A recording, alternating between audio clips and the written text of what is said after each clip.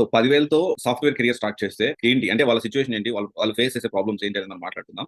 And జనరల్‌గా చాలా మందికి ఇనిషియల్లీ ప్యాకేజ్ విషయంలో కొంత తక్కువ ప్యాకేజ్ అని జాయిన్ అవ్వడం. అయితే ఇక్కడ 10,000తో సాఫ్ట్‌వేర్ కెరియర్ స్టార్ట్ చేస్తే ఎలాంటి ప్రాబ్లమ్స్ వస్తాయి? జనరల్‌గా ఏంటి అంటే మేజర్‌లీ ఫస్ట్ ఏంటి అంటే మనం 10థ్ ఈ ఒక్క సంవత్సరం చదవండి. తర్వాత మీకు లైఫ్ సెట్ అంటారు. ఇంటర్‌లో చెప్తే ఇంటర్‌లో కూడా సేమ్ చెప్తారు. డిగ్రీలో అంటే డిగ్రీలో కూడా సేమ్ చెప్తా ఉంటారు.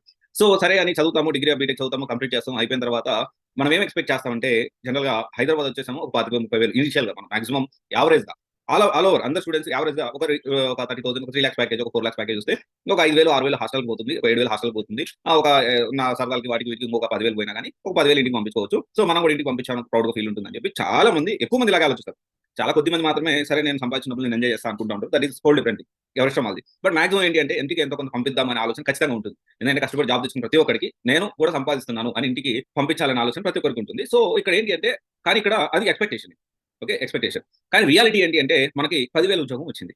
కానీ ఇక్కడ ఏమవుతుందంటే 10,000 ఉద్యోగం వచ్చినప్పుడు మన హాస్టల్ ఫీజు 6,000, 7,000 ఉంటుంది. ఇప్పుడు అక్కడికెళ్లి రావడానికి 3 నుంచి రోజుకి యావరేజ్ బస్ పాస్ తీసుకుంటే 1,200 ఉంది. సో అదే మెట్రో అయితే కొంచెం 2,000, 2,500 దాకా అయ్యే ఛాన్సెస్ ఉన్నాయి. 2,000, 3,000 మధ్యలో అవుతుంది ఎక్కడికెళ్ళినా గాని. అంతకుమించి ఎక్కువైతే కాదు. ఒకవేళ మాక్సిమం కొంచెం క్యాబ్ ఫెసిలిటీ ప్రొవైడ్ చేస్తే ఓకే. బట్ 10,000 జీతం వచ్చే ఉద్యోగానికి మాక్సిమం ఏంటంటే క్యాబ్ ఫెసిలిటీ ఉండదు. అయితే ఇక్కడ మెయిన్‌గా వచ్చే ప్రాబ్లమ్ ఏంటి అంటే ఈ ఎక్స్‌పెక్టేషన్స్ వర్సెస్ రియాలిటీ.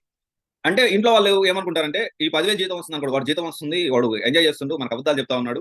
వాడు 10,000 వాడికి 20,000, 30,000 వస్తున్నాయి. కానీ జీతం అంతా కూడా కరెక్ట్ చెప్పట్లేదు. యాక్చువల్లీ మనం ఏంటంటే తక్కువ జీతం ఇంట్లో చెప్పుకోలేకపోతున్నాం. చెప్పుకోలేక ఎట్లా ఒకటి అడ్జస్ట్ అయ్యి మనం బతుకుతా ఉన్నాం. వాళ్ళేమో ఊర్లో పేరెంట్స్ ఎలా అనుకుంటారంటే అరే! ఈడిని ఇంత కష్టపడి పెంచినాము. సో మనకేమో డబ్బులు పంపిస్తలేడనే ఆలోచనలో ఉంటారు. సో ఇలాంటి ప్రాబ్లమ్స్ అనేవి స్టార్ట్ అవుతాయన్నమాట. ఇదొక ప్రాబ్లమే కాదు. ఇంకా చాలా ప్రాబ్లమ్స్ వస్తాయి. దానికి సొల్యూషన్ ఏంటో కూడా నేను చెప్తాను వినండి కొంచెం. ఓకే.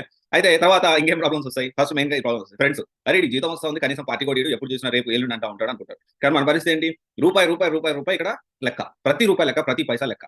ఓకే. ఇలాంటి పరిస్థితుల్లో మనం ఉన్నాము. కానీ ఎక్స్‌పెక్టేషన్ ఫ్రెండ్స్ ఏమో నాకివ్వలేదు, నాకదివ్వలేదు, నాకిదివ్వలేదు అనుకుంటా ఉంటారు. సో ఇది వాళ్ళనుకునేది. సో ఇదొకటి. అండ్ దీని తర్వాత సరే ఈళ్ళందరూ అనడం, వాళ్ళనడం, వీళ్ళనడం ఇయన్నీ పక్కన పెడితే మెయిన్‌గా మనకొచ్చే ప్రాబ్లమ్ ఎక్కడొస్తుందంటే ఒక 10,000 సాలరీ జీతం తీసుకునేటప్పుడు అరే! మనము ఎలా ఉండాలనుకున్నామో ఇంట్లో ఉన్నప్పుడే చాలా సరదాగా మనం నచ్చినట్టు ఉండేవాళ్ళం. కానీ ఇక్కడ 10,000తో జాలీ చాలని బతుకు ఎందుకురా ఇది అని అనిపిస్తది.